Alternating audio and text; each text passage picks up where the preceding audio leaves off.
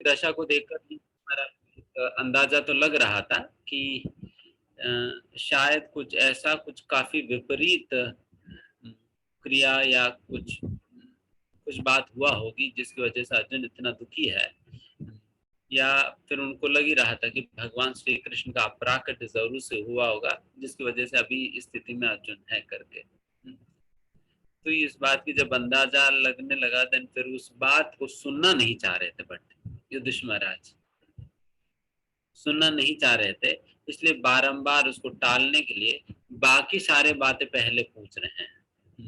ये कैसे हैं, वो कैसे हैं, ये कैसे हैं, वो कैसे, करके सारे बातें पूछ रहे हैं। तो फाइनली अभी प्रद्युम्न तक पहुंच गए थे, तो प्रद्युम्न के विषय में पूछ रहे हैं कि जो प्रद्युम्न जो वृष्णि वंश के जो एक प्रकार के काफी बड़े नेता हैं, तो वो कैसे हैं, वो खुश है या नहीं, अनिरुद्ध कैसे हैं,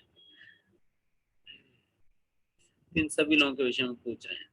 और प्रद्युम्न और अनिरुद्ध वैसा तो भगवान का ही विस्तार है, जैसे चतुर्व्यूह विस्तार के अंतर्गत वसुदेव संकृष्ण प्रद्युम्न अनिरुद्ध चार आते हैं, उसमें प्रद्युम्न अनिरुद्ध अभी यहाँ पर भगवान श्री कृष्ण की संतान के रूप में प्रकट हुए हैं, तो उन दोनों के विषय में यहाँ पर पूछा जा रहा है।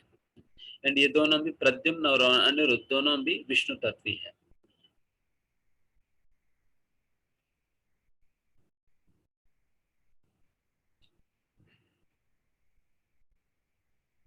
विष्णु तत्व मतलब आप लोग समझते ही होंगे,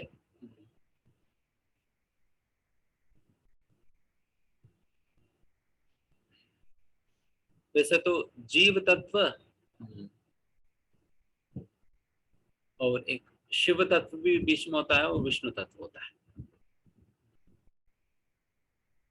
बट प्रमुखतः जीव तत्व और विष्णु तत्व होते हैं। विष्णु तत्व मतलब भगवान की अंग, भगवान है। जीव तत्व मतलब साधारण जीव है।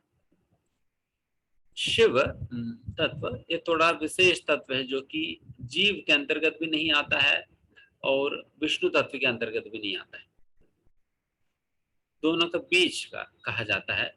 वैसा तो शिव तत्व में और विष्णु तत्व में बहुत ज्यादा अंतर नहीं होता है, एक प्रकार से विष्णु ही है, बट एक थोड़ा सा अंतर होता है। उसके विषय में कभी हम जब शिव तत्व के विषय में विशेषतः जब चर्चा करेंगे तब बताएंगे। खास करके हम जब शिवरात्रि के समय पे वगैरह जब चर्चा होती है उसमें शिव तत्व के विषय में विशेषतः बताया जाता है, कभी संदर्भ में बताएंगे।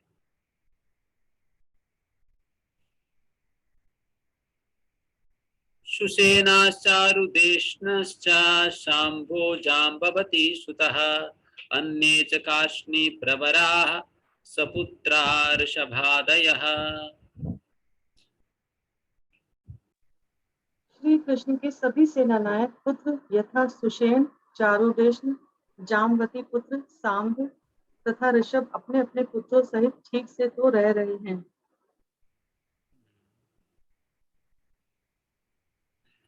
भगवान श्री कृष्ण का परिवार कितना बड़ा है, 16,108 पत्नियां हैं और एक एक पत्नी से 10-10 संतान एंड एक पुत्री भी तो है ना, तो फिर गिनिए कितने हैं, 16,108 इंटू 11,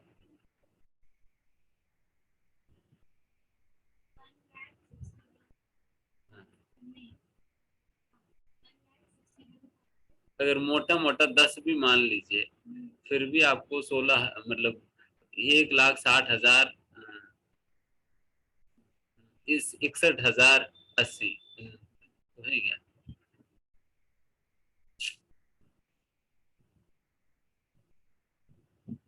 फिर उनका कितने बच्चे होंगे एक एक का,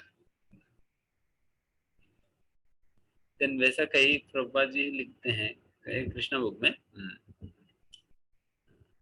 इस प्रकार से गिनती करेंगे तो देन फिर उनका भी इतने जो संतान है, इतने पुत्रों का भी शायद 10-10 संतान ऐसा कुछ है, देन फिर इस प्रकार से कुल मिलाकर लगभग 1 मिलियन से ज्यादा है केवल भगवान का अपना परिवार। तो हम 2-3 लोगों को परिवार को संभालने के लिए फिर लोग कहते हैं कि प्रभु जी हमें अवार्ड देनी चाहिए। हम 3 लोगों के परिवार हम संभाल रहे हैं, तो भगवान कितने लोगों को संभाल ले रहे हैं? वैसे तो भगवान इतने ही लोगों को क्या, बल्कि भगवान एको बहुनाम योगी ददाति कामान, सारा जगत को ही भगवान अपने इच्छा मात्र से ही संभाल ले रहे हैं। हमें तो किसी को संभालने के लिए नौकरी वोकरी सारा कुछ करना पड़ता है, भगवान केवल अपना इच्छा मात्र से ही सारा कुछ कर लेते हैं। ये डेफिनेटली भगवान की बहुत ही विशेष शक्ति है। इसको सत्य संकल्प शक्ति कहा जाता है। सत्य संकल्प शक्ति मतलब भगवान की जो पराश्य शक्ति विविधेव श्रूयते जो कहा जाता है ना, भगवान के अनेक अनेक विभिन्न शक्तियां हैं। उन विभिन्न शक्तियों में एक शक्ति है जिसका नाम सत्य संकल्प शक्ति है। ये सत्य संकल्प शक्ति क्या करती है, भगवान के मन को जानकर भगवान के मन की बातों को पूरा कर देती है। बस भगवान को किसी को ऑर्डर देने का भी जरूरत नहीं, किसी को ऑर्डर भी देने की जरूरत नहीं। भगवान बस सोचने मात्र से ही भगवान के मन को जानकर अपने आप हो जाना है। तो आप सोचिए, जैसे भगवान की एक और शक्ति लीला शक्ति। लीला शक्ति में उसमें भी दो वैरायटी है, दो प्रकार की लीला शक्ति। एक तो तुलसी देवी, दूसरा योग माया। तुलसी और योग माया होता है। तुलसी देवी सारा माधुर्य लीला के संबंधित लीलाओं का सारा इंतजाम करती है, और योग माया देवी बाकी अन्य रसों का संबंधित लीलाओं की व्यवस्था करती है। जैसे तुलसी देवी भी भगवान के मन को जानकर, भगवान की मन मतलब भगवान कहने की जरूरत नहीं, आज मुझे थोड़ा सा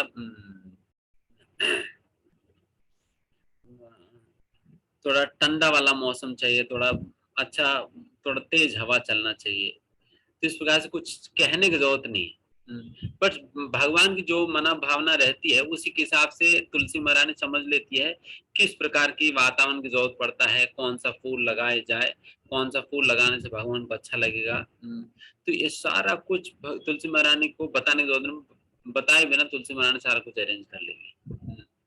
किस प्रकार की फूल बंगला बनानी है, कैसे क्या करनी, इत्यादि इत्यादि सब कुछ। सो दिस इज हाउ सत्य संकल्प शक्ति। ठीक है, नहीं तो वैसा भगवान इच्छा मात्र से ही सारा कुछ संभव हो जाती है। तभी आप इवन बाइबल के अंतर्गत भी ये सुनने के लिए मिलता है ना, simply the Lord desired let there be earth and there is earth, बस इतना ही लिखा जाए, let there be earth and there is earth करके। भगवान ने सिंपली इच्छा किया कि पृथ्वी हो तो पृथ्वी आ गया, बस सही है। भगवान इतना सोचने मात्र से प्रकट हो जाता है, बट वो सोचने मात्र से प्रकट होने के बीच में जो जो चीजें होती है वो सारा कुछ भी हमारा शास्त्रों में और डिटेल्ड वर्णन है। इस भगवान ने इच्छा किया, भगवान इच्छा करने के बाद फिर क्या क्या उनकी इच्छा पूर्ण होने में क्या क्या स्टेजेस रहा है, वो सारा स्टेजेस के वर्णन हमें शास्त्र में मिलता है। श्रीमद् भागवतम के अंदर 3रा स्कंद पढ़ेंगे तो देन पता चलेगा how the universe was created, universe की क्रिएशन कैसे हुआ, ऑल ऑफ दैट। जो यूनिवर्स की ओरिजिन के पीछे जो कुछ भी मिस्ट्रीज आज के समय पे चल रही है, उन सारे मिस्ट्रीज को हम इस 3रा स्कंद में, 2रा स्कंद में दी गई एक्सप्लेनेशन के आधार पर हम उसे क्लैरिफाई कर सकते हैं। So all the details are already given. इस प्रकार से कौन सा एलिमेंट पहले आता है एंड कौन से एलिमेंट से फिर क्या एलिमेंट आएगी, then फिर how the entire universe has come into existence, and फिर उसी प्रकार से जब प्रलय की समय पर जब वाइंड अप भी होता है, वाइंड अप जो होता है प्रलय के समय पे सारा डिस्ट्रक्शन होता है, वो डिस्ट्रक्शन भी किस सीक्वेंस में होता है, तो ये सारा कुछ साइंस है। वो 12वें स्कंद में बताई है, types of inhalation and inhalation का ये हर एक इनहेलेशन के अंदर क्या क्या चीजें इनहेलेट होता है और किस प्रकार से होता है, तो ये सारा विज्ञान है, समझ सकते हैं। ठीक है, एनीवेज इतना बड़ा परिवार है भगवान की,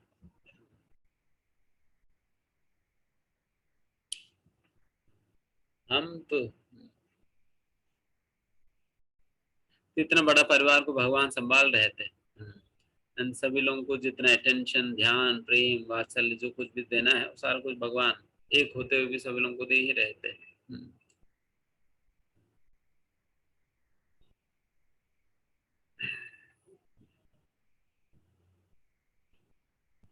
एक एक बच्चों को संभालना ही मुश्किल पड़ जाता है, ऐसा परिस्थिति भगवान, आप सोचिए कितने लाखों बच्चों को संभाल रहे थे। एक बार नारद मुनि को डाउट आया कि इतने लोग भगवान संभाल कैसे पा रहे हैं या कैसे मैनेज करते हैं, एक ही पत्नी को तो मैनेज नहीं कर पाती, एक बच्चों को मैनेज नहीं कर पाती, भगवान करते क्या है।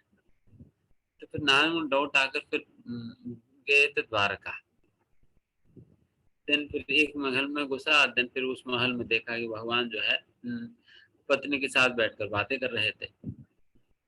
फिर सोचे ठीक है रुक्मिणी घर पे ऐसा कर रहे, फिर जाम्बवती घर पे जाकर देखते हैं, फिर जाम्बवती घर गए थे, फिर वहां देखा तो फिर बच्चों को गोदी में लेकर खिला रहे थे। फिर सोचे ठीक है जाम्बवती के घर पे गए, ठीक है फिर सत्यभामा घर पे गए, फिर सत्यभामा घर पे गए, फिर वहां पर गए, फिर वहां पर भगवान कुछ और कर रहे थे, फिर सत्या के घर पे गए, फिर वहां देखा तो फिर भगवान कुछ और कर रहे थे। इस प्रकार से भगवान कहीं पर बच्चे के साथ खेल रहे थे, कहीं पर बच्चे को खिला रहे थे, कहीं पर पत्नी के साथ झगड़ा कर रहे थे, कहीं कहीं पर ब्राह्मणों को दान दे रहे थे, तो इस प्रकार से कुछ ना कुछ हो ही रहा था। तो इस प्रकार से जितने महलों में भगवान नारद मुनि गए थे सारे महलों में भगवान को देखे थे। इस प्रकार से भगवान एक ही समय पर सारे महलों में सारा पत्नियों के साथ बच्चों के साथ रहते थे, सभी लोगों को पूर्ण रूप से संतुष्ट करते थे। तो ये भगवान की क्षमता है, इसलिए भगवान को नकल नहीं कर सकते,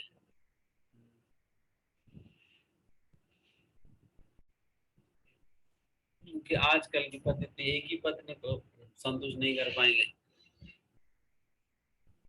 उसी के लिए 10 बार रोते रोते हैं, तो कैसे संभाला जाए।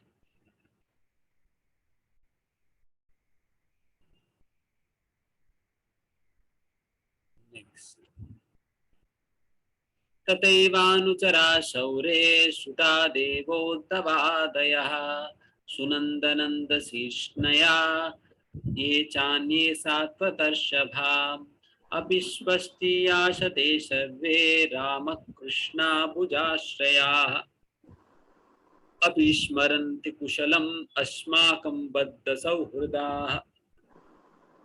इसके अतिरिक्त श्रुतदेव, उद्धव तथा अन्य नंद, सुनंद तथा अन्य मुक्तात्माओं के नायक जो श्री भगवान के नित्य संगी हैं, भगवान बलराम तथा श्री कृष्ण द्वारा सुरक्षित तो हैं, वे सब अपना अपना कार्य ठीक से चला रहे हैं न, है न। वे जो हमें नित्य मैत्री पाश में बंधे हैं, हमारी कुशलता के बारे में पूछते तो हैं।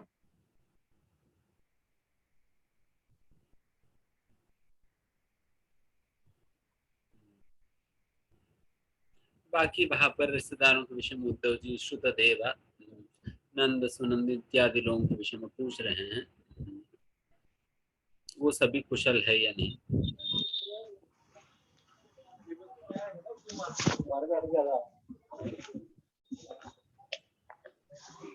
सभी के साथ पांडवों की घनिष्ठ संबंध है इस पूरा का पूरा परिवार के साथ, इसलिए परिवार के सभी लोगों को जानते ही, फिर उन सभी ही एक एक व्यक्ति के बारे में पूछ रहे हैं। तो उस समय आप देख सकते मतलब रिलेशनशिप्स का बहुत वैल्यू रहता था।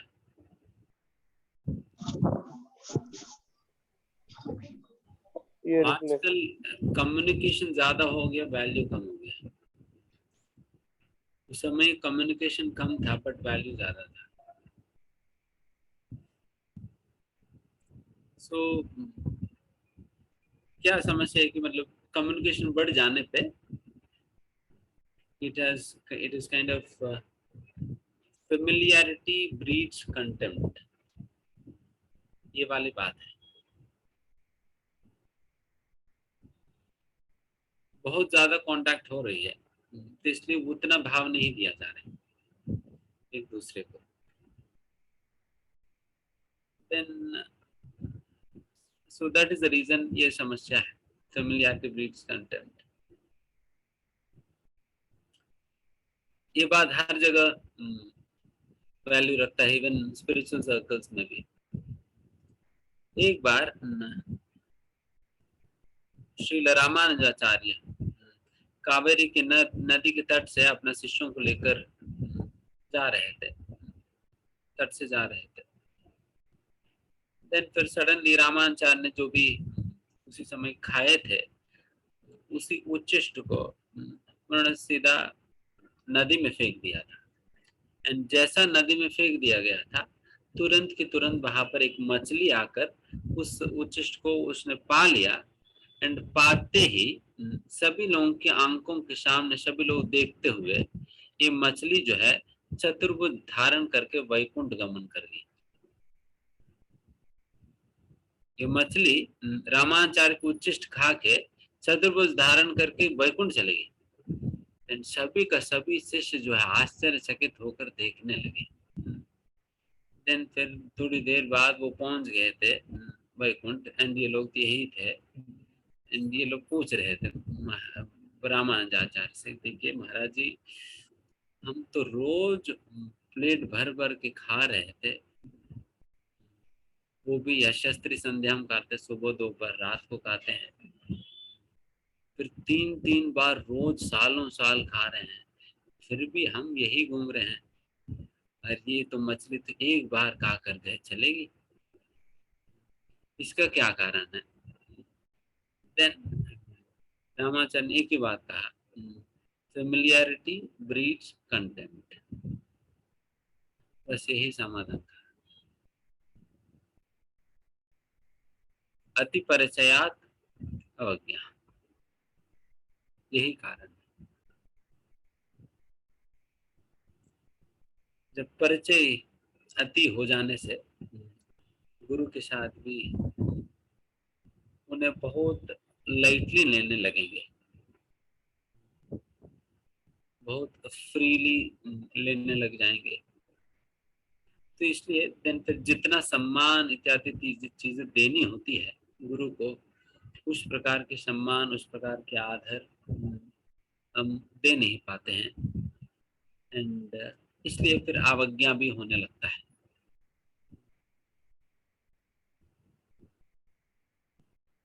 तो ये भक्तों के साथ भी हो और भगवान के साथ या गुरुजनों के साथ भी यही समस्या है। बहुत बड़ा प्रॉब्लम है फेमिलियरिटी ब्रीड्स कंटेम्प्ट या अति परिचय हो जाना। इसलिए but at the same time गुरु के साथ व्यवहार करने के तौर पे ये बात तो कहा जाता है, मैत्री भावना रखनी चाहिए करके। अब देखिए दोनों विपरीत बातें हैं। एक तो मैत्री भावना रखने के लिए कहा जा रहा है एंड दूसरी ओर कहा जा रहा है फेमिलियरिटी भी नहीं रखे। देन मैत्री कैसे होगा? फेमिलियरिटी पता होगा तो तभी तो मैत्री हो भी पाएगी। देन फिर फ्रेंडशिप भी रहे और फेमिलियरिटी भी नहीं रहे, ये क्या, इसके कैसे करेंगे?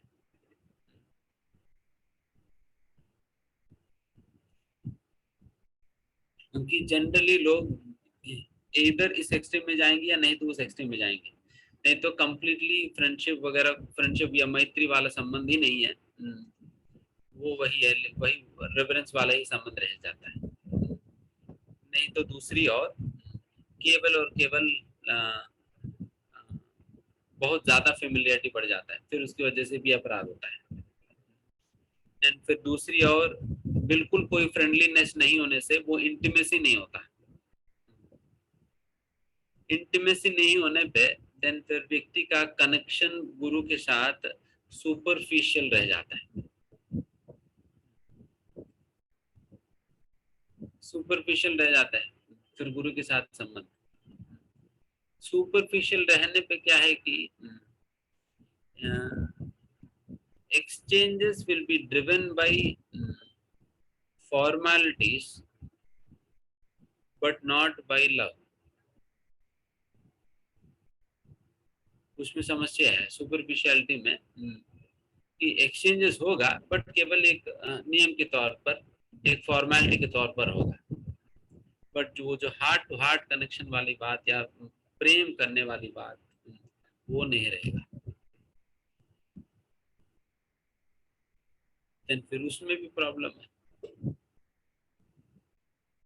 इसलिए दोनों एक्सट्रीम्स दिक्कत है।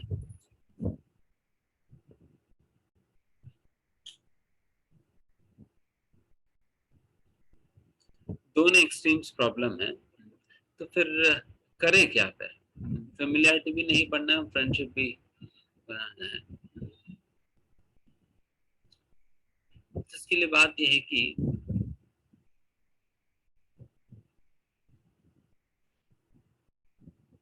यही ध्यान रखना है व्हेन, जब कोई संबंध का भोग केंद्र बनता है, कोई संबंध का भोग केंद्र बिंदु बनता है, देन उस संबंध के अंतर्गत फेमिलियरिटी ब्रीड्स कंटेम्प्ट होगा, अति परिचयात अवज्ञा होगी जिस संबंध में भोग केंद्र में है। एंड जिस संबंध में भगवान श्री कृष्ण केंद्र में है, अपना कोई स्वार्थ या भोग केंद्र में नहीं है, उस संबंध में फेमिलियरिटी लीड्स टू इंटीमेसी। वो इंटीमेसी बढ़ाएगी।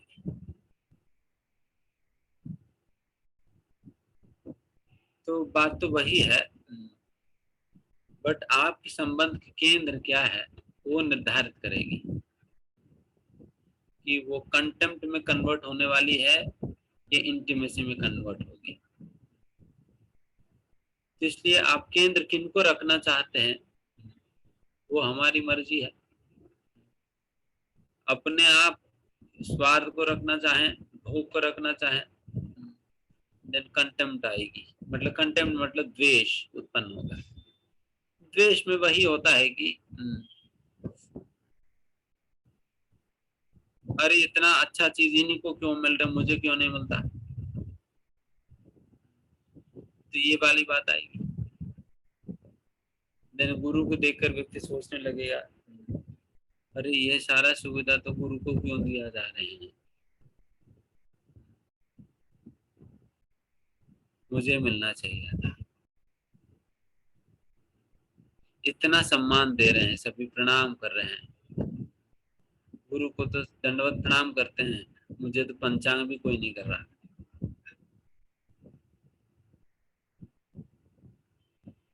अरे हम भी तो कुछ है, वो समझते ही नहीं। तो फिर इस प्रकार की बातें आएंगी। He'll become a competitor to the spiritual master rather than being a humble servant। गुरु का नम्र सेवक बनने के बजाय वो गुरु का एक कंपटीटर बन जाएगा, कंपटीशन में आ जाएगा।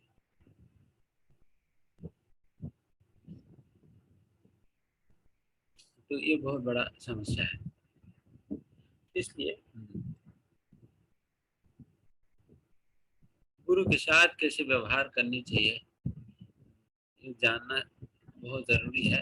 एंड उस व्यवहार के अंतर्गत हमारी भावना और हमारा उद्देश्य बहुत महत्व रखने वाली है। Whether it is selfish enjoyment or whether it is Krishna's pleasure, यही दो बातें, सेल्फिश एंजॉयमेंट, कृष्णास प्लेजर, दोनों में चॉइस।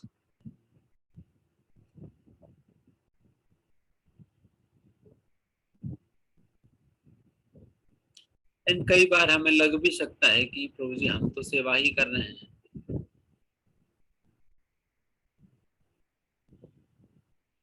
देखिए, हमें लगने से बात नहीं बनने वाला,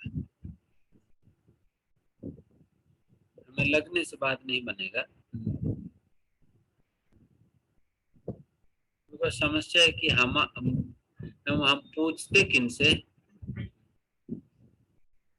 हम अपने मन से पूछते हैं। उनसे पूछते हैं प्रभु जी बताइए कि आपकी क्या उद्देश्य है। मन तो वैसे ही घुमाता रहता है कि और अभी तक बहुत सारे चक्कर कटवाई ही थी मन। तो वैसा जो जबरदस्त मन से ही पूछ रहे हैं, मन बताइए कि आपकी क्या उद्देश्य है। देन मन तो वैसे कि अरे तुम तो शुद्ध भक्त हो, नेक्स्ट तो आप ही का नंबर है प्रभुपाद जी के बाद, तुम्हारे अंदर कहाँ गलत उद्देश्य आएगी, कहाँ गलत उद्देश्य आते। तुम तो सच में गुरु की प्रसन्नता के लिए कर रहे हैं, तुम नहीं जानते मैं जानता हूँ ना, तो तुम तो भगवान के लिए कर रहे हो, ऐसे घुमाती है। वैसे भी तो आप सारा फिलोसफी जानते ही है और इतने लोगों को समझा भी रहे हैं, तो फिर तुम्हारे कैसे गलत हो सकता है।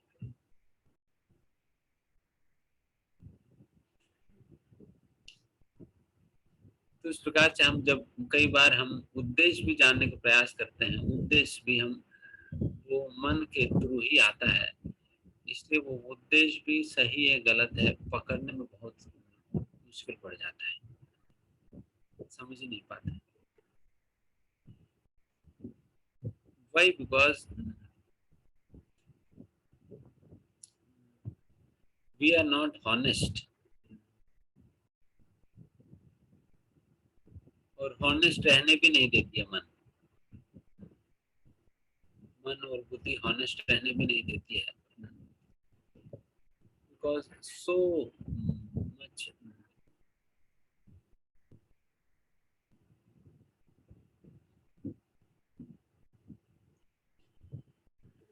so much of contamination in the mind.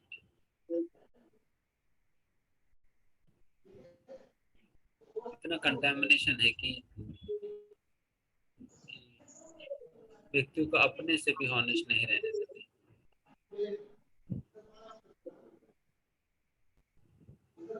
तो वैसा शत्रु है ही अपने लिए तो मन, इसलिए कभी सत्य नहीं बोलती है, नहीं बोलती है। इसलिए इस बात को याद रखना चाहिए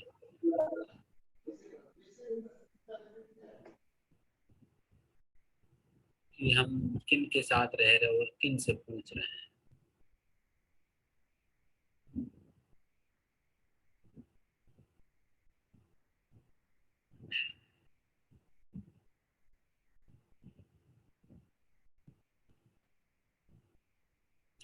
तो फिर हमारे उद्देश्य फिर कहाँ से पता चलेगा।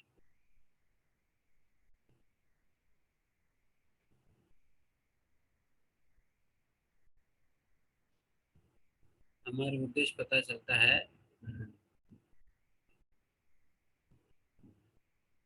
It is determined not by what you ask from your mind but your consistency, अप्रतिहता। क्योंकि गलत उद्देश्य के साथ बहुत लंबा समय तक आप कर नहीं पाओगे, बस पर्सनल एजेंडा पे कहीं ना कहीं मार पड़ता है, देन फिर व्यक्ति तुरंत छोड़ देगा। वही आपकी उद्देश्य शुद्ध है, देन परिस्थितियों से प्रभावित हुए बिना आपकी सेवा हमेशा जारी रहेगा। अन्यथा नहीं तो फिर क्या होगा कि जब उनकी सेवा के रिकॉग्निशन और प्रशंसा मिलता है then फिर व्यक्ति सेवा करेगा, एंड जिस दिन नहीं मिला दिन नहीं करा। फिर जिनकी ये उद्देश्य ही नहीं है, दिन उनको प्रशंसा मिले या ना मिले, रिकॉग्निशन मिले या ना मिले, सभी उनको वाह वाह करे या ना करे, सभी लोगों के सामने उनके एक्नॉलेजमेंट हो या ना हो, वो करता ही रहेगा, सेवा करते रहेगा। तो इस प्रकार से ये जो प्रशंसा नहीं देने वाला परिस्थिति एक व्यक्ति को प्रभावित कर रही है, दूसरे व्यक्ति को प्रभावित नहीं कर पा रही है। तो प्रभावित हुए बिना कैसे एक व्यक्ति रह पा रहे हैं? बिकॉज उनके एक्सपेक्टेशन ही नहीं है उस बात की, बिकॉज उनके एक्सपेक्टेशन ही नहीं है उस बात की, मुझे प्रशंसा मिलेगा, मुझे रिकॉग्निशन मिलेगा करके।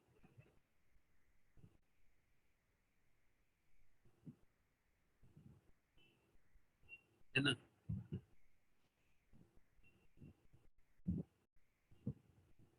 दूसरी प्रकार से समझना होगा इसको। एक तो बाहर से पता चलेगा, एंड दूसरा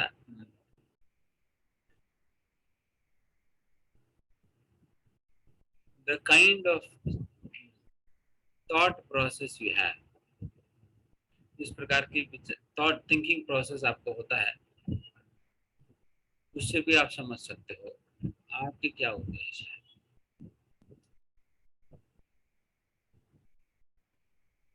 देखिए, अगर सच में कृष्ण ही आपकी उद्देश्य है, फिर कृष्ण के संबंधित विचार आएंगे सेवा के दौरान, कृष्ण के संबंधित विचार आएंगे और कृष्ण की स्मरण होगा आपकी सेवा करने के दौरान। जिससे भी समझ सकते हो, ये तो पता चली जाएगी आपके कृष्ण की स्मरण हो रही है, कृष्ण के विषय में विचार आ रही है नहीं।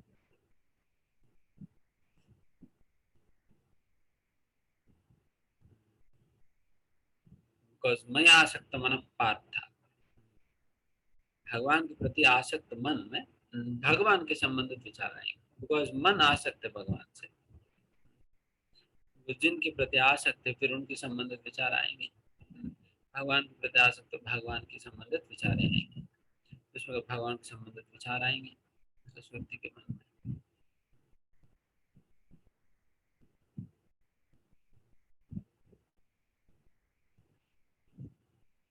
एंड डिसीजन मेकिंग,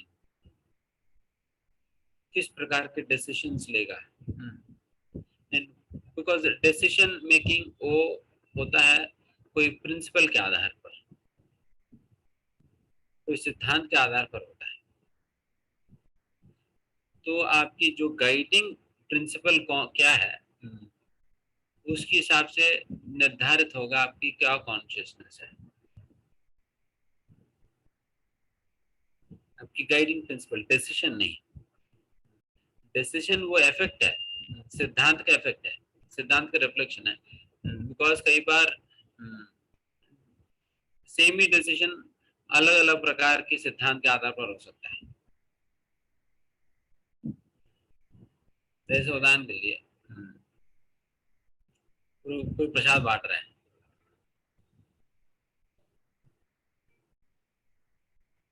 तो वो प्रसाद जो है तो थोड़ा देकर चले गए थे, 2 पूड़ी दिया और आगे बढ़ गया, और आपने बुलाया प्रभु जी इधर। तो उनसे आपने कहा प्रभु जी 4 पूड़ियां और दे देना, टोटल 6 हो जाएगी, तो 4 लेंगे। तो ये एक्टिविटी है 4 पूरी, उनको बुलाकर 4 पूरी लेने का। देन अभी उसको उद्देश्य, उसके पीछे उद्देश्य देखो। एक व्यक्ति ने उस प्रभु जी को इसलिए बुलाया, उनको लग रहा था कि पूरी खत्म हो जाएगी उनको लग रहा था कि पूरी खत्म हो जाएगी, ये अगर वापस लौट कर आने तक अगर मैं वेट करूं तब तक तो नहीं बचने वाली है, तो इसलिए बेहतर है अभी जितना लूटना है लूटो, फिर उसके बाद भगवान देखेंगे। तो फिर 4 ले लिया, रख लिया। तो अभी डिसीजन मेकिंग क्या है, उस व्यक्ति को बुलाकर कोडी लेना है ना, एक्टिविटी हो गया डिसीजन मेकिंग। एक उद्देश्य हमने बताया, दूसरा उद्देश्य बताएंगे। दूसरा व्यक्ति ने ऐसा सोचा,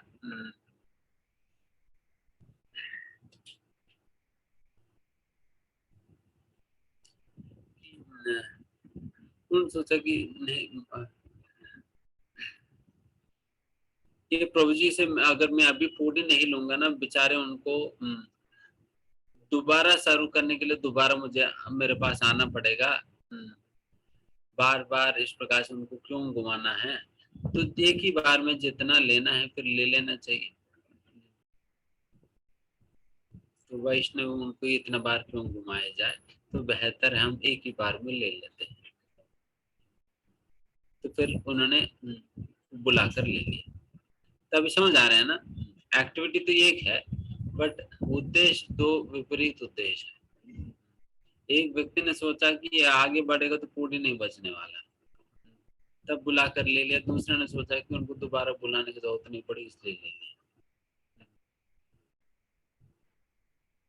तो इसलिए कार्य के आधार पर भी निर्धारित नहीं कर सकते हो, डिसीजन मेकिंग के आधार पर भी निर्धारित नहीं कर सकते हो।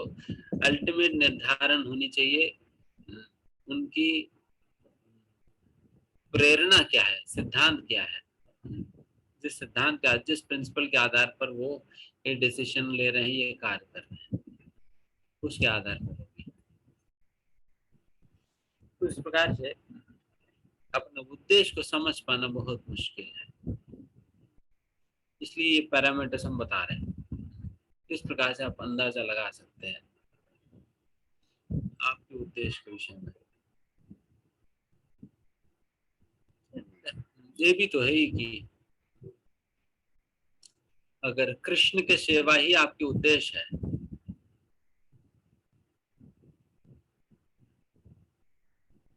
और उस कार्य करने से कृष्ण संतुष्ट होंगे, उसकी वजह से आप भी सेटिस्फाइड फील करेंगे,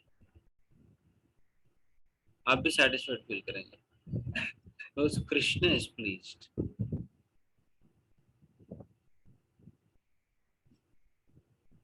कई बार लोग कहते हैं प्रभु जी I am not feeling satisfied, not feeling satisfied, भक्ति कर तो रहा हूँ बट सेटिस्फैक्शन नहीं है। तो कमी यही है, Krishna, because it is not that you are not satisfied, it is because Krishna is not satisfied, so you are not satisfied, because Krishna संतुष्ट नहीं है इसलिए आप संतुष्ट नहीं है। हमारा असंतुष्टि एक रिफ्लेक्शन है कृष्ण असंतुष्ट होने का, बस। तो इसलिए हमें क्या करनी चाहिए, अगर हम असंतुष्ट है तो कृष्ण को संतुष्ट करने का प्रयास करनी चाहिए। ये इसकी उदाहरण प्रहलाद महाराज देते हैं। जैसे जिस प्रकार से जब अपने आप को आप शीशा में देखते हो, शीशा में देखते हो, शीशा में जो व्यक्ति आपको जो दिखाई दे रहे हैं, अगर उनको नेकलेस पहनाएंगे देन आपका क्या होगा, कुछ नहीं होने वाला। उसी प्रकार से अगर मैं हम खुद नेकलेस पहने देन फिर शीशा में जो व्यक्ति दिखेगा वो भी नेकलेस पहना हुआ दिखेगा। ये प्रहलाद महाराज का उदाहरण है। एग्जैक्टली उसी प्रकार से जब हम कृष्ण को संतुष्ट करते हैं या कृष्ण को श्रृंगार अलंकार संतुष्ट करते हैं, देन हम भी संतुष्ट होंगे, हम भी संतुष्ट होंगे।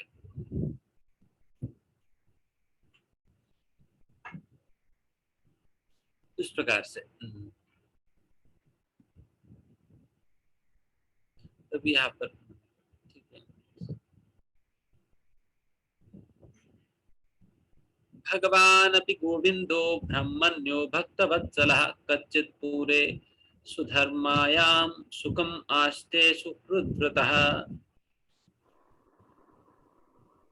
पूर्ण पुरुषोत्तम भगवान श्री कृष्ण जो गायों, इंद्रियों तथा ब्राह्मणों को आनंद प्रदान करने वाले हैं और अपने भक्तों के प्रति अत्यंत वत्सल हैं, अपने मित्रों सहित द्वारकापुरी में पवित्र सभा का भोग तो कर रहे हैं।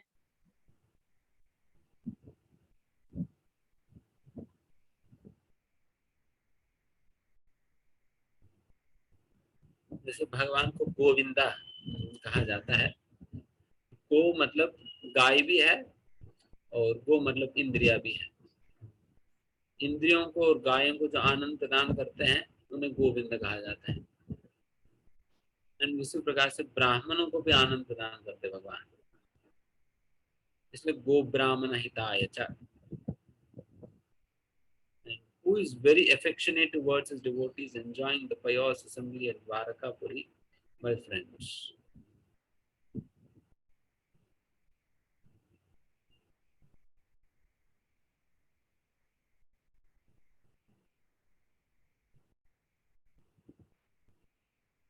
And जो सभी भक्तों के प्रति बहुत प्रेम रखते हैं, and द्वारका में जो कौन सी सभा है द्वारका में, सुधर्म सभा है, जहाँ पर एसी लगा हुआ है।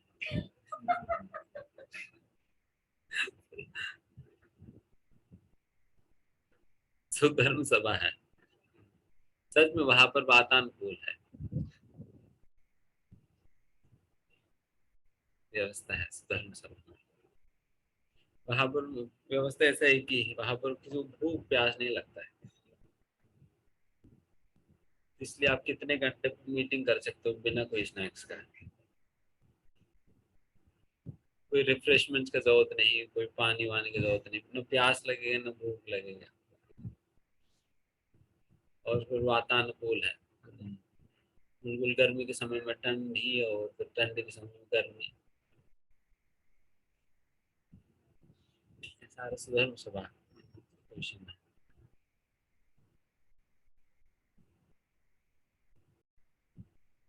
हमारा सुधर्म सभा तो थोड़ा सा डिफरेंट है। यहाँ पर लगाए तो एसी बट काम नहीं करता।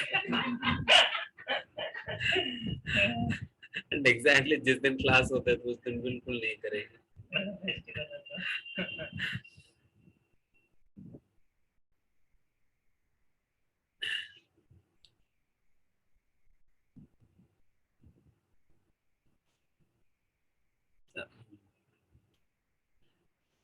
कच्चित् पुरे सुधर्मायां सुखम आस्ते सुकृत व्रतः। आवृतः मतलब सराउंडेड, सुहृद मतलब अपने फ्रेंड से घेरे हुए हैं भगवान।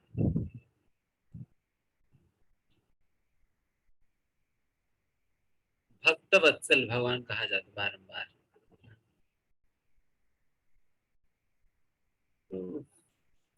वत्सा मतलब बछड़ा है।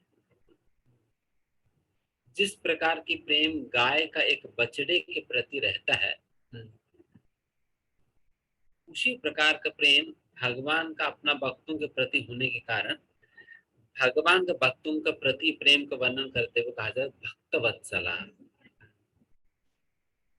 भक्त वत्सला भक्तों के प्रति वात्सल्य है, ये शब्द आता है फिर इसी से वात्सल्य शब्द ये वत्स से आता है, बिकॉज बछड़े बछड़े और गाय के संबंध के विषय वर्णन करते हैं।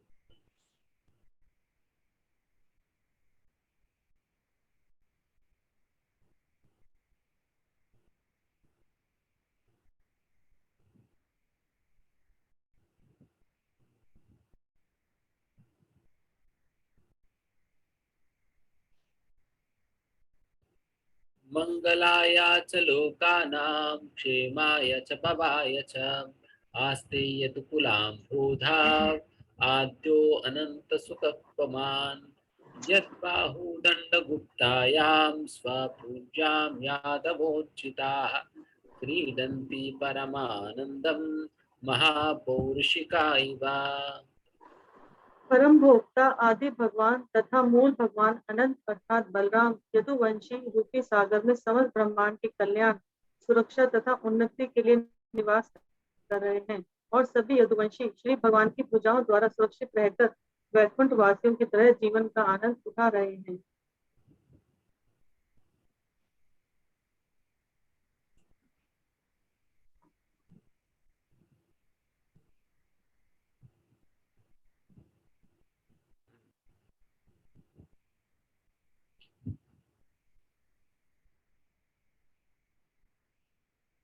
देखिए यदुवंशियों की क्या भाग है कि वो सभी भगवान के साथ बिल्कुल अलग ही सेटअप में रह रहे, द्वारका में बिल्कुल एक अलग द्वीप में भगवान के साथ रह रहे थे। एंड उन सभी लोगों का संरक्षण भगवान के द्वारा हो रही है, भगवान स्वयं उनके संरक्षण कर रहे हैं।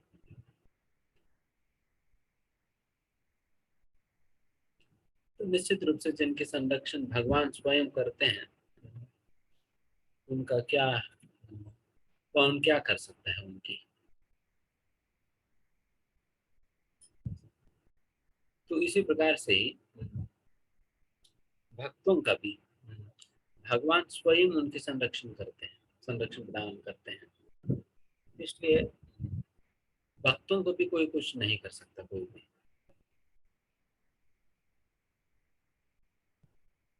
जिस प्रकार से यदुवंशियों को कोई कुछ नहीं कर सका, उसी प्रकार से भक्तों को भी कोई कुछ नहीं कर सकेंगे। बट फिर भी जब यदुवंश को इस पृथ्वी में जब यदुवंश के नाश करना था, उनकी नाश कैसे हुई? आपस में झगड़ा करा दिया, आपस में झगड़ा करा दिया, जिसकी वजह से आपस में लड़ते लड़ते एक दूसरे को मारते मारते सभी मर गए।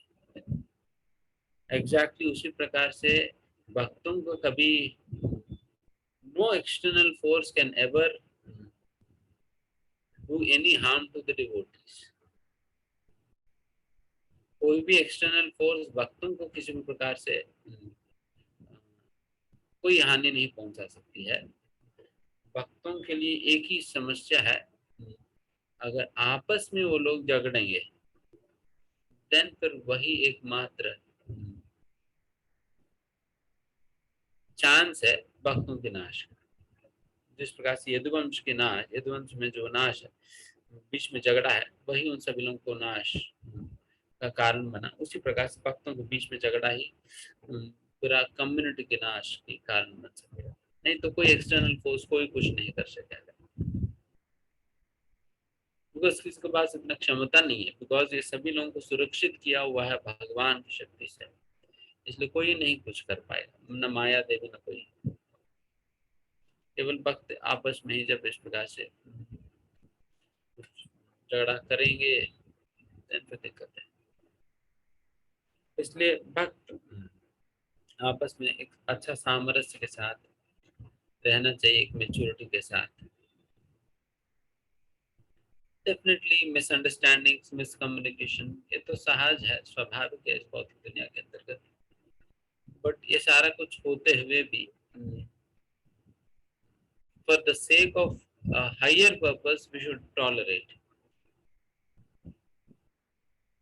सहना आसान पड़ेगी जब आपके पास एक ऊंचा उद्देश्य रहेगा।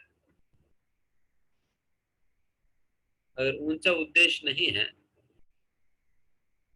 एक हायर विजन नहीं है, देन सहना बहुत मुश्किल पड़ता है। एक हद तक सह पाओगे, फिर उसके बाद कहते हैं कि प्रभु जी लिमिट हो गया। कई बार लोग, हम किसी को कुछ समझाने के पहले बता देते हैं प्रभु जी सभी का लिमिट होता है ना प्रभु जी, जब लिमिट क्रॉस कर देंगे तो देन फिर हम कहाँ तक सहन करेंगे ना। इसका मतलब मुझे वो स्टेटमेंट नहीं कहना चाहिए, फिर पहले वो डिक्लेयर कर देते हैं, पहले से वो अपना डिक्लेरेशन दे रहे हैं, फिर जी आप आगे सहनने के लिए वगैरह बातें मत करो ना, ऑलरेडी हो गया वो सारा लिमिट क्रॉस वगैरह सारा कुछ हो गया, इसलिए उस प्रकार की बातें मत करो। इसलिए पहले डिक्लेयर करके फिर उसके बाद बात करना शुरू करते हैं, तो फिर क्या कहेंगे।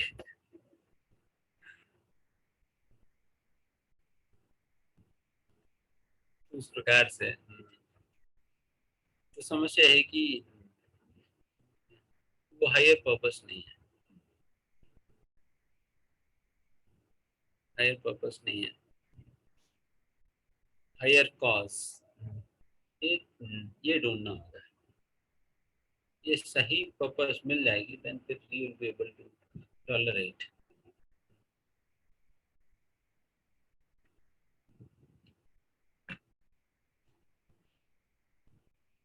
कोई मतलब ये तो हर जगह ही लागू है ही, टॉलरेंस एंड फॉरगिविंग हर जगह लागू है। कहीं पर भी एक टैंजिबल रिलेशनशिप रखना है, देन फिर ये जरूरी है। देखिए डेफिनेटली ये हो सकता है कि सभी के साथ हार्ट टू हार्ट रिलेशन बनाना बेचारे भगवान भी प्रयास कर रहे हो नहीं पा रहे। हम सभी एक सुपीरियर एंड पे हम सभी तो रिजेक्ट मार देते, भगवान अगली बार देखेंगे। जब भी लोग प्रोग्राम को टालते हैं ना, इसका मतलब यही है। जब हम कहते प्रभु जी आप माला बढ़ाओ, कहते प्रभु जी फिर अगली बार इस बात समय नहीं है, इसका मतलब भगवान कह रहे भगवान अगली बार। तो लोग भगवान भी नहीं बना पाए, हार्ट टू हार्ट रिलेशन सभी के साथ तो भगवान के लिए भी नहीं हो पाया है। बट इसलिए कम से कम हम अपने केस में सभी के साथ हार्ट टू हार्ट रिलेशनशिप नहीं भी बना पाए, हम कम से कम एक वर्किंग रिलेशन तो बना ही सकते हैं। वर्किंग रिलेशन जहां पर हम अपना सेवा उनके साथ मिलकर कर सकते हैं। समझ आ रही है? ठीक है, हृदय हृदय नहीं जुड़ पा रहे, एंड सभी के साथ भी आप हार्ट कनेक्ट करने का प्रयास करेंगे तो वायरस घुस जाएगी, कहीं से वायरस घुस जाएगी, कहीं से मलेरिया घुस जाएगी, कहीं से कुछ और घुस जाएगी, फिर हर जगह हार्ट को खोल देंगे तो फिर हार्ट को हर जगह खोलना भी दिक्कत ही है। तो सीमित एंट्री पॉइंट ही रखते हैं वैसे तो, इन जनरल हम वर्किंग रिलेशन में रख सकते हैं, है ना। But at any cost working relationship के लिए भी, हार्ट टू हार्ट रिलेशनशिप के लिए भी जो ना हो, हमें टॉलरेट करना अनिवार्य होता है, क्योंकि सभी हमारे हिसाब तो नहीं चलेंगे ना, सभी हमारे हिसाब से तो नहीं चलेंगे, सभी का अपने अपने आदतें हैं, सभी का अपने अपने ओपिनियंस है, सभी का अपना अपना वर्किंग स्टाइल है, ये तो है ही। तो एक ही धैर्य पे तो नहीं चल पाएंगे सभी, इसलिए निश्चित रूप से सभी को लेकर चल पाना एक बहुत बड़ी कठिन बात है, जो कि एक लीडर को करना पड़ता है कई बार। जैसा एक पिता को भी सारा परिवार को साथ लेकर चलना होता है, सभी परिवार के अंतर्गत अलग अलग सदस्यों का अलग अलग ओपिनियंस रहता है, बट सभी लोगों को साथ लेकर चलना होता है। उसी प्रकार से एक लीडर को भी सभी को साथ लेकर चलना होता है, साथ लेकर चलने के दौरान फिर इस प्रकार की टॉलरेंस वगैरह बहुत काम आएगी।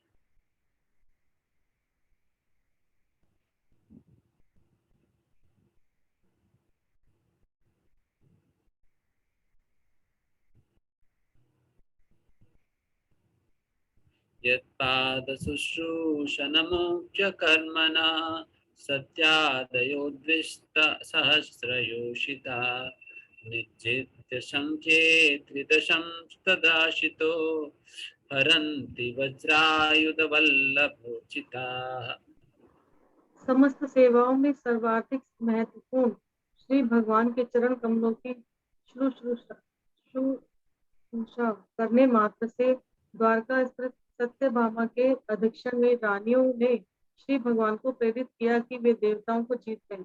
इस प्रकार रानियां उन वस्तुओं का भोग करती हैं जो वज्र के नियंत्रक की पत्नियों द्वारा भोग्य हैं। ये सभी रानियां का, इन रानियों को महिषिया कहा जाता है। महिषिया, इन महिषियों के ही सौभाग्य। वैसे तो सारा महिषिया तो गोपियों का ही विस्तार है। श्रीमती राधा रानी का विस्तार है गोपिया, गोपियों का विस्तार है महिषिया।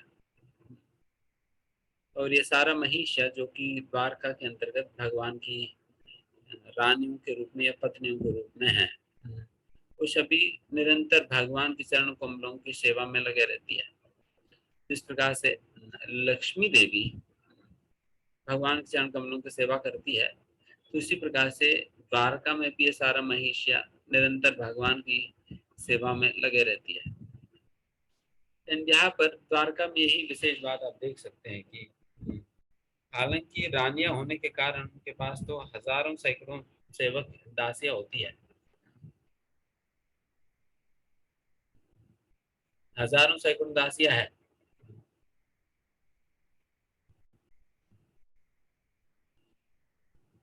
और किसी को भी सेवा डेलीगेट कर सकते हैं। बेटा तुम चावल डुलाओ, तुम ना पैर दबाओ, तुम भगवान के पानी लाओ, तुम उनके बिस्तर बिछा देना, और तुम जो है खाना बना लेना, और तुम परोस देना। और क्या बच गया, तुम ना जब भगवान उठते हैं तब जूत ले आना। तो इस प्रकार से सभी लोगों को सेवा डिवाइड कर दिया। तो बात यह है कि महिष या रानी ये काम नहीं करते थे।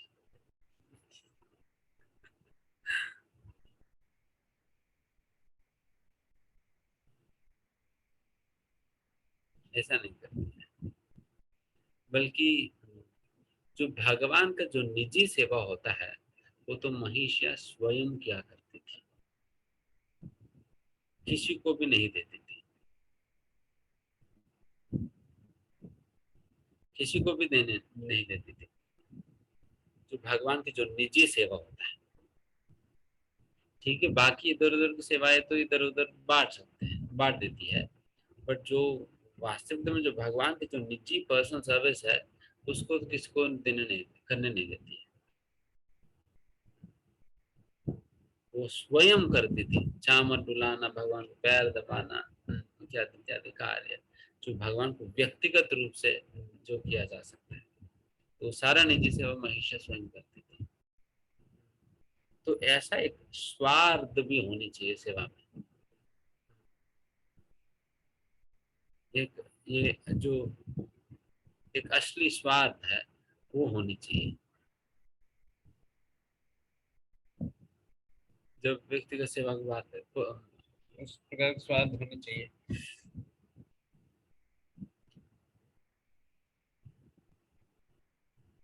नहीं तो सारा कुछ डेलीगेट ही करेंगे, एंड हम अपना भक्ति भी डेलीगेट करते हैं। प्रभु जी माला भी आप करो।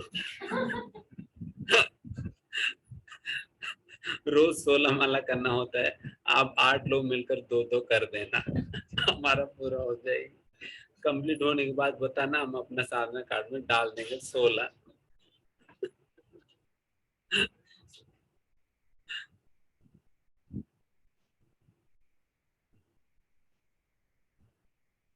तो भगवान भी कहेंगे कि तुम्हारी ओर से ये सभी लोगों ने किया है, तो फिर इन लोगों को ले जाएंगे, तुम भी यही रहो। तो इस प्रकार से महिषियों के अंदर स्वार्थ था भगवान की इस निजी सेवा के प्रति। जैसे एक छोटी सी कथा हमें याद आती है कि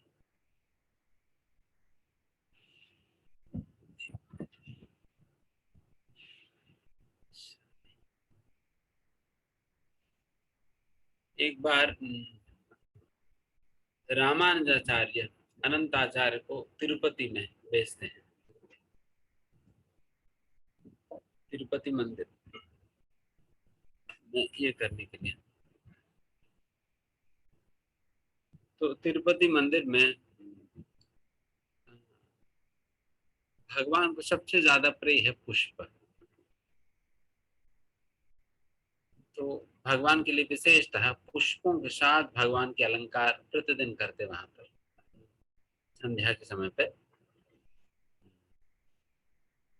तो जिस बगीचे से भगवान को पुष्प जाता है, उस बगीचा को बनाने का सेवा अनंताचार्य जैसे वो तिरुपति पहुंचे थे, उसी समय वो और उनकी पत्नी दोनों ने लिया था कि हम ये सेवा करेंगे। उस समय तो तिरुपति में कोई था नहीं इतना कुछ, इसलिए रामाचार्य तिरुपति की दशा देखकर ही अपने शिष्यों से एक बार पूछते हैं कि देखिए आप लोग बता, आप में से एक बार प्रवचन देते देते ही तिरुपति के विषय में चर्चा करते करते पूछ लेते हैं अपने शिष्यों से कि आप में से कौन तिरुपति बालाजी जाना चाहेगा। वहां पर मंदिर में सेवा करने के लिए कोई नहीं है, तो मैं चाहता हूँ कोई ना कोई जाए, क्योंकि उस समय बहुत घना जंगल था। आज भी जाएंगे तो बड़ा जंगल है, बट फिर आज ही इतना जंगल है तो पहले तो क्या ही है। तो उतना बड़ा जंगल था तो फिर कोई सभी लोग डर रहे थे, सब लोग डर रहे थे जाने के लिए। बट अनंत आचार्य हाथ उठाते हैं, फिर अनंत आचार्य जाने के लिए कहते हैं महाराज मैं जाता हूँ करके। फिर अनंत आचार्य और अनंत आचार्य की पत्नी को रामाचार्य भेजते तिरुपति में। देन फिर तिरुपति में जाते ही फिर वो लोग बगीचा भगवान के लिए बनाकर फिर उसमें फूल उगा के भगवान को उसी से माला वाला बनाकर भगवान के अलंकार के लिए भेजने की उनकी उद्देश्य था। इस प्रकार से बगीचा बना रहे थे। देन पति पत्नी ही थे। देन ये अपना अनंत आचार्य वो क्या करते थे, वो क्रोबार होता है ना, क्रोबार क्या जो भी है, वो उस खुदाई करने के लिए जो यंत्र होता है उससे खुदाई करते थे, और उनकी पत्नी जो है वो मिट्टी उठाकर वो बहुत दूर जाकर फेंकते थे। क्योंकि उस बगीचा को बनाने के लिए सबसे पहले उनको तालाब चाहिए, और तालाब के लिए फिर खुदाई करना है। फिर खुदाई करने के लिए फिर दो ही लोग हैं, फिर ये खुदाई करते थे और उनको पत्नी मिट्टी लेके फिर फेंकती थी बहुत दूर जाके। एंड बेचारी उनकी पत्नी उस समय गर्भवती थी। एंड उसी स्थिति में फिर वो फेंकती थी। मतलब आप सोचे गर्भवती को फिर वैसे चलना ही मुश्किल पड़ता है, तो उतने में फिर उनको इतना भारी सिर पे उठाओ, फिर काफी दूर तक जाओ, फिर वहां पर फेंक के फिर आओ, फिर उठाओ जाओ। तो इस प्रकार से कर रही थी। देन इन लोगों के परिश्रम देखकर भगवान बहुत चिंतित हो गए। ये लोग कितना परिश्रम कर रहे हैं मेरे लिए, कुछ तो करनी चाहिए। भगवान ने सोचकर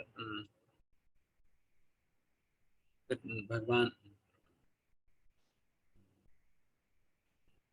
ये सोचकर फिर एक एक ब्राह्मण बालक का रूप धारण करके उन लोगों के पास पहुंचते हैं। फिर उस अनंत आचार्य से पूछते हैं कि देखो हमें थोड़ा सा सेवा करनी है, मतलब आप लोग इतना मेहनत कर रहे हैं, तो हमें भी थोड़ा सा मदद आपकी मदद करने दो। देन फिर अनंत आचार्य मना करते अरे मदद वदद कुछ नहीं, आप जाओ फिर यहाँ जाओ, भगा देते। देन फिर 2-3 बार आते, फिर 2-3 बार भगा दिया, फिर तीसरी बार तो पूरा चिल्ला चिल्ला डांट दिया भागो ही नहीं भागो। तो बेचारे बालक है फिर क्या करे, भाग फिर चले गए। तो फिर वो गया गया फिर कहा गया, वो पत्नी के पास गया। फिर पत्नी के पास जाकर फिर पत्नी से मांगा देखो आप गर्भवती हो, कितना मिट्टी लेकर आ रही हो, मुझे मदद तो करने दो, अब तुम्हारा काम भी जल्दी हो जाएगी, मदद करने दो।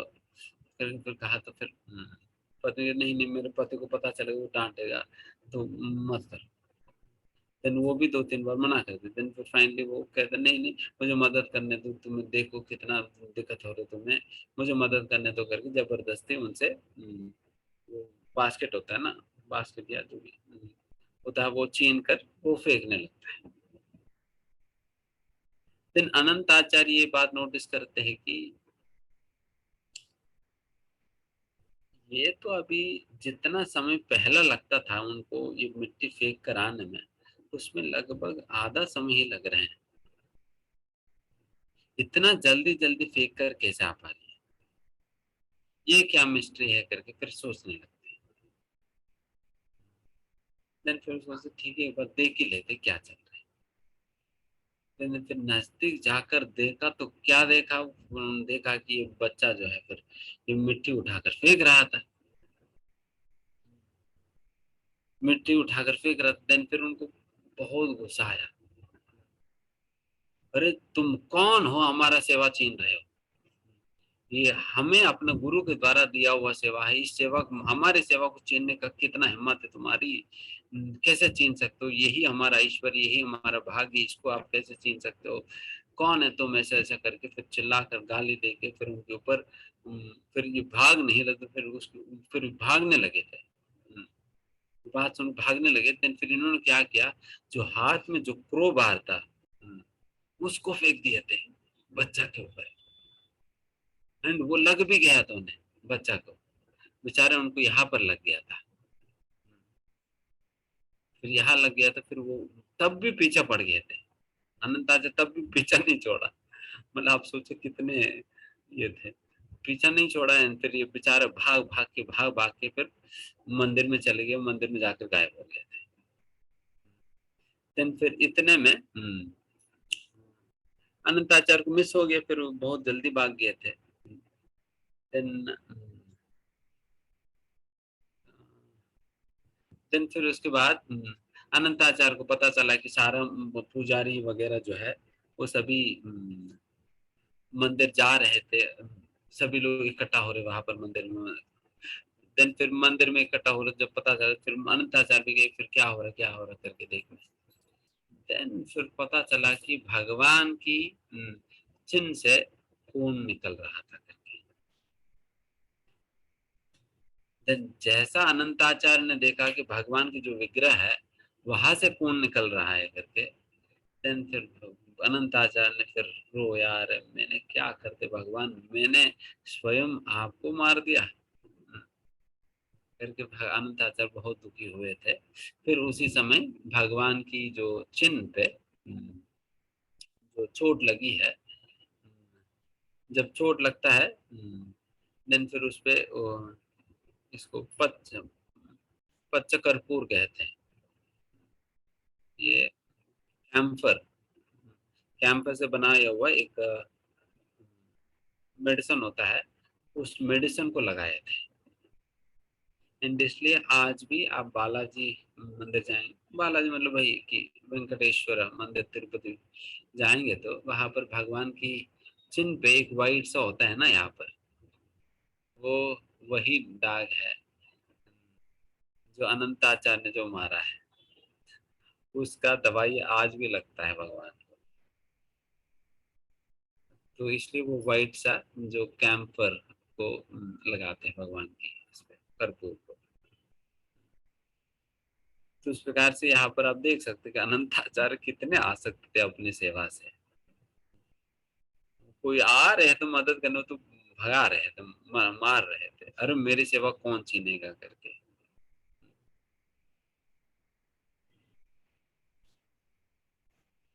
तो इस प्रकार की ये एक आसक्ति है भगवान की सेवा के प्रति,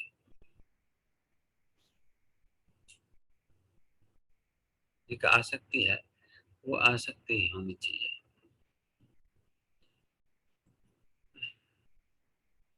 ठीक है, आज यहाँ पर समाप्त करते हैं। किसी कोई प्रश्न है?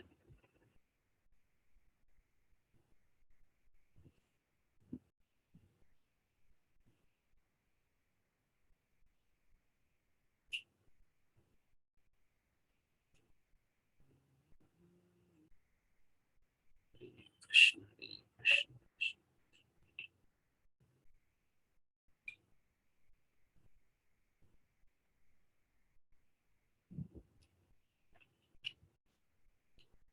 यस माता जी।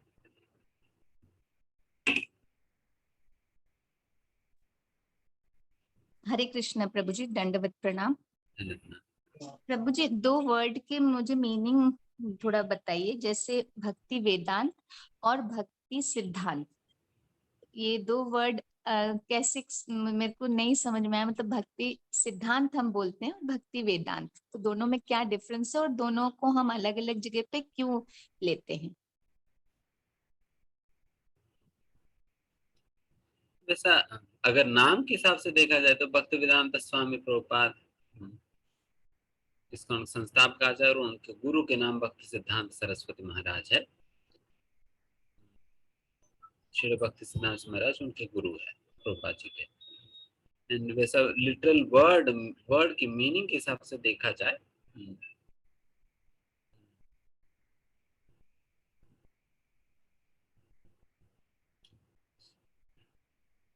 जो वेदांत एक जगह पर प्रभुपाद जी स्वयं भी कहीं कहते हैं या कोई भजन में इस प्रकार लिखते हैं, भगवान से प्रार्थना करते हैं, भगवान आपने मतलब गुरु से ही शायद प्रार्थना करते हैं, आपकी कृपा से मुझे इस प्रकार के नाम मिली है, आपसे ही हमारी यही प्रार्थना है, इस नाम का जो भी पूर्णता आप को करना है। वेदांत वेदांत मतलब सारा वेदों के अंत है, the last word of Vedas, या वेदों का निष्कर्ष कहा जाता है। एंड वो वेदों का निष्कर्ष क्या है? भक्ति। उस वेदों का निष्कर्ष भक्ति है, इसलिए भक्ति वेदांत।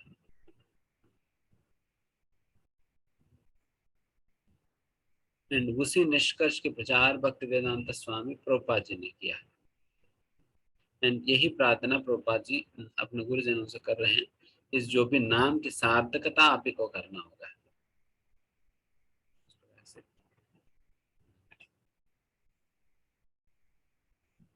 एंड वैसा भक्ति सिद्धांत सरस्वती के विषय, सरस्वती ठाकुर के विषय में, सिद्धांत सरस्वती एक टाइटल था जो कि भक्ति सिद्धांत सरस्वती महाराज को दिया गया था कैलकाटा यूनिवर्सिटी के द्वारा, जब भक्ति सिद्धांत सरस्वती महाराज ने सूर्य सिद्धांत का प्रतिपादन किया था, या उसका ट्रांसलेशन बंगाली में किए थे। उस समय ये सिद्धांत सरस्वती टाइटल दिया गया था। फिर उसके उपरांत जब संन्यास लिए थे, देन फिर भक्ति शब्द को जोड़ा गया था। उस प्रकार से भक्ति सिद्धांत सरस्वती ठाकुर, ये बात है। ओके ना? जी प्रभु जी, थैंक यू प्रभु जी। हरे कृष्ण।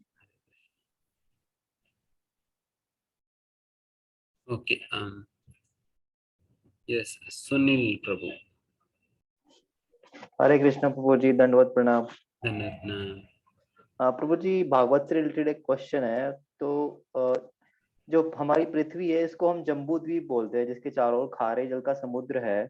तो जो दूसरे द्वीपों की डिटेल्स दी हुई है भागवत में, उनको हम क्या बोलेंगे? वो दूसरे ग्रह हैं या फिर मतलब कैसे उनको अंडरस्टैंड करें कि वो दूसरे द्वीप कहाँ है और कैसे हैं, उनकी प्लेसमेंट कहाँ है? अच्छा, देखिए, ये वैसा सप्त द्वीप होता है। इसमें ये वैसा ये प्लेसमेंट जिस प्रकार की जियोग्राफिकली आप सोच रहे हैं, तो उस प्रकार से तो नहीं है। जनरली लोग इस प्रकार सोचते हैं, मतलब 7 कॉन्टिनेंट्स को 7 इससे कंपेयर करने लगते नहीं हैं। प्रभु जी, वो तो मैं नहीं सोच रहा हूँ, क्योंकि वो जम्बू द्वीप में खारे जल का समुद्र है। तो जैसे पलक्ष द्वीप में है कि उसकी उसकी डिटेल्स है कि उसके चारों ओर ईक का समुद्र है, शाल्मली द्वीप है, फिर उसके बाद कुश द्वीप है, उसमें धृत का समुद्र है, क्रोच द्वीप में क्रोच दूध का समुद्र है। तो मतलब जैसे हमारे यहाँ खारे पानी का है, तो वो तो मुझे क्लियर होगी, हमारे पृथ्वी पे तो नहीं है, हमारी पृथ्वी से अलग है। बट उनकी प्लेसमेंट को हम कैसे अंडरस्टैंड करें?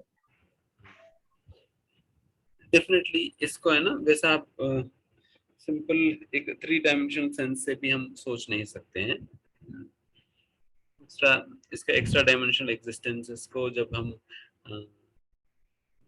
कंसिडरेशन में लेंगे, तभी एक प्रकार से समझ आने लगेगी। कभी में भी हम यूनिवर्सल क्रिएशन मतलब यूनिवर्सल प्लानिटरी ऑर्गेनाइजेशन के विषय में भी हम कभी सेशन लेंगे, तो मे बी इसको वही है कि एक प्रॉपर पिक्टोरियली जब तक नहीं दिखाएंगे तब तक बहुत मुश्किल से समझ आता है। एंड डेफिनेट तो है ही कि पिक्टोरियली दिखाने के बाद भी कई बार समझ नहीं आता है, बट कम से कम थोड़ा हद तक समझा जा सकता है कुछ वीडियोस के द्वारा। कुछ वीडियोस भी है उस प्रकार की, एंड साथ ही साथ कुछ पिक्चर्स भी है, तो इससे थोड़ा सा एक आइडिया लग सकता है कि मतलब ये जम्बू द्वीप की क्या प्लेसमेंट है, बाकी जो अन्य द्वीपों की क्या प्लेसमेंट है जो भागवतम के 5वें स्कंद के अंतर्गत वर्णन है। तो ये सारी चीजें कभी में भी हम देखते हैं कब ये संभव हो पाएगी। ठीक है। और मुझे दूसरा क्वेश्चन रिगार्डिंग है जो नीचे के जो तल हैं, जिनको जैसे बोला जाता है अतल, वितल, सुतल, तलातल, तो ये पृथ्वी के नीचे ही बिल है या फिर ये डिफरेंट प्लैनेट्स हैं पृथ्वी के नीचे लेवल पे? ये डिफरेंट इन प्लैनेट्स है, पृथ्वी के नीचे हैं, तो मतलब इसमें पृथ्वी के जैसे कि अंदर ही नहीं है। हम्म, जैसा पृथ्वी की जो बॉल है उसके अंदर नहीं, बल्कि पृथ्वी के नीचे है। अच्छा, तो जैसे वहां पे लिखा हुआ है कि वहां पे सूर्य का प्रकाश नहीं पहुंचता है, तो मतलब इतनी नीचे के सूर्य का प्रकाश वहां तक नहीं पहुंचता। हाँ। ओके। और प्रभु जी, नरक के बारे में था कि नरक जैसे हमारे त्रिलोकी के अंदर ही है, तो मतलब वो कोई अदृश्य टाइप का लोक है हमारी पृथ्वी के ही आसपास, या उसकी प्लेसमेंट मतलब कैसे है नरक की प्लेसमेंट? नरक तो वैसा जैसा अतल वितल सुतल पाताल तरातल इत्यादि है, उसका नीचे भी और हेलिश प्लानिटरी सिस्टम्स होते हैं। अच्छा अच्छा। हेलिश प्लानिटरी सिस्टम्स होते हैं, उसमें भी कई सैकड़ों हजारों टाइप्स को होता है, बट मुख्य रूप से 26 नरकों के विषय में भागवतम 5वें स्कंद में वर्णन है। जी प्रभु जी, वही वहीं से ही क्वेश्चन आया था एक्चुअली, कि हाँ, उसकी वो बोलते कि वो त्रिलोकी के अंदर ही है, जो भागवत में है कि ये त्रिलोकी के हाँ, अंदर 3 ही है, लोगों के अंदर ही है। त्रिलोकी से बाहर नहीं है। Yes yes yes. तो प्रभु जी, इसका यूनिवर्स का कोई मतलब जैसे मायापुर में जो टेम्पल बन रहा है उसमें इसी के बेस पे बन रहा है, तो उसका कोई यहाँ पे डिटेल्स वगैरह है मतलब हमारे टेम्पल में, हमने कोई मॉडल वगैरह यहाँ पे भी हो? हाँ, उसका मॉडल वगैरह तो मतलब जिस प्रकार पैंडे सिस्टम का मॉडल जो बन रहा है वो तो नहीं है यहाँ पर, बट वैसा एक कुछ डॉक्यूमेंट्रीज वगैरह बनाया हुआ है, आप यूट्यूब में भी देख सकते हैं। उसके विषय में ना काफी अच्छा अंडरस्टैंडिंग आएगी अगर आपको इस विषय में समझना है तो। ठीक है प्रभु जी, या अभी यही मेरे को थोड़ा क्यूरियोसिटी है इसको अंडरस्टैंड करने के लिए कि ये जो एक्चुअली हम है कहाँ पे, मतलब जैसे हम बोलते हैं ना कि गड्ढे में तो पड़ा हुआ है इंसान, समझता है ये गड्ढा ही दुनिया है, बट भागवत पढ़े तो उसके समझ पता चलता है कि अरे इतनी सारी चीजें, इतने सारे जगह है। हम तो सोचते हैं पानी का समुद्र है, तो हाँ। दूध का समुद्र भी है और मट्ठे का समुद्र भी है। तो वही। यस, बहुत कुछ है। ठीक है प्रभु जी, हरे हरे कृष्णा। हरे कृष्ण। यस, अभिनव प्रभु। हरे कृष्ण प्रभु जी, धन्यवाद प्रणाम। प्रभु जी, जो अभी आपने कथा सुनाई थी अनंताचार्य की, उनसे एक्चुअली थोड़ा कंफ्यूजन हो गया मुझे, उनसे टीचिंग्स क्या लेनी चाहिए हमको, कि हमारे लिए जैसे वो जो भी सेवा कर रहे थे उसमें भगवान तो उनकी हेल्प करने ही आए थे, तो भी उन्होंने नहीं करने दी भगवान को हेल्प। जैसे हमको जो भी सेवा दी जाती है तो हमारे लिए वो इम्पोर्टेंट होना चाहिए कि ये मेरे को सेवा दी गई है, ये मेरे को ही करनी है, या सेवा इम्पोर्टेंट होनी चाहिए। तो इसमें थोड़ा कंफ्यूजन हो गया मेरे को, तो जी। देखिए, बेसिकली यहाँ पर भावना बताई जा रही है, क्योंकि भावना शुद्ध है इन द सेंस कि he was so attached to service, मतलब जिस प्रकार से एक धनी व्यक्ति अपना धन से आसक्त होता है, किसी के साथ शेयर नहीं करना चाहता है, उस प्रकार से व्यक्ति भगवान और भगवान की सेवा या गुरु की सेवा से इतने आसक्त है, उतना आसक्त है जिस प्रकार से एक धनी व्यक्ति अपना धन से आसक्त है, उस प्रकार से आसक्ति दिखाई जा रही है यहाँ पर।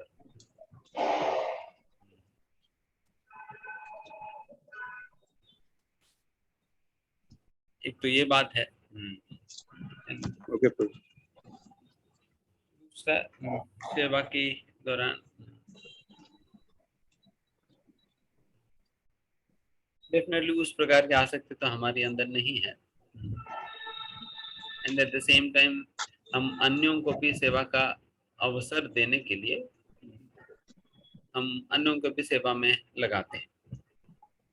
बट ऐसा नहीं कि हम खाली बैठ कर नहीं, बेसिकली ये बात एम्फसाइज करने के लिए हम बता रहे हैं। जी प्रभु जी। अन्यों को भी सेवा लगाते हैं, हम भी करते हैं और उनको भी कराते हैं।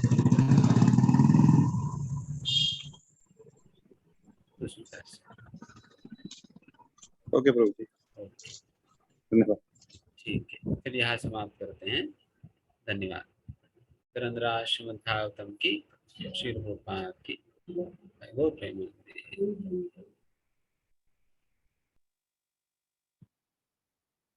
हरे कृष्णा। बहुत बहुत धन्यवाद सभी का ज्वाइन करने के लिए। तो एक बार प्रभु जी का धन्यवाद देंगे हरे कृष्ण महामंत्र बोल के। हरे कृष्णा कृष्णा कृष्णा हरे हरे, हरे राम राम राम हरे। तो कुछ इन्फॉर्मेशन है सबके लिए। इस संडे को हमारा कैंप जा रहा है वृंदावन। वहाँ पे हम डिफरेंट प्लेसेस विजिट करेंगे जहाँ पे भगवान की लीलाएं हुई हैं, जैसे भांडीर वन, वंशी वट, बेल वन, मानसरोवर, जैसे कुछ जगह पे हम जाएंगे। प्रभु जी के सानिध्य में प्रभु जी का संग करने का मौका मिलेगा और सभी भक्तों के साथ कथा सुनने का, कीर्तन में भाग लेने का मौका मिलेगा। तो आप सब लोग चल सकते हैं। ग्रुप में इंफॉर्मेशन है उसका, उसमें रजिस्ट्रेशन करा सकते हैं। बस संडे को सुबह 5:30 बजे निकलेंगे हम लोग और उसी दिन सेम डे रिटर्न भी आ जाएंगे शाम तक। तो अगर आपको कोई क्वेश्चन है तो आप उसमें नंबर भी दिया है, उस पर कॉल करके पूछ सकते हैं। जल्दी से जल्दी रजिस्ट्रेशन करा लीजिए सो दैट हमें उसी के अकॉर्डिंग जो भी है प्लानिंग बस वगैरह का वो करेंगे, और सीट्स भी फुल हो जाएंगी तो फिर प्रॉब्लम हो सकती है। तो करा लीजिए आप लोग। बाकी कोई क्वेश्चन है तो आप कॉल कर सकते हैं। ठीक है। एंड एक और इन्फॉर्मेशन है, जो लोग नोएडा में रहते हैं तो या आसपास, तो प्रभु जी संडे को प्रभु जी का रेगुलर सेशन होता है मंदिर में 12:30 बजे से। एंड उसके बाद प्रसाद हम सबके लिए रहता है, तो आप मंदिर में आके प्रभु जी का सेशन अटेंड कर सकते हैं। और इस संडे तो कैंप में जा रहे हैं, नेक्स्ट संडे ऑनवर्ड्स तो एवरी संडे प्रभु जी का सेशन रहता है मंदिर में ही। तो आप आके प्रभु जी के सेशन में अटेंड कर सकते हैं, उसका लाभ उठा सकते हैं। हरे कृष्णा। सो धन्यवाद आप सभी का बहुत बहुत सेशन ज्वाइन करने के लिए। अब हम ट्यूसडे को पुनः मिलेंगे श्रीमद् भगवद गीता कक्षा में। हरे कृष्णा।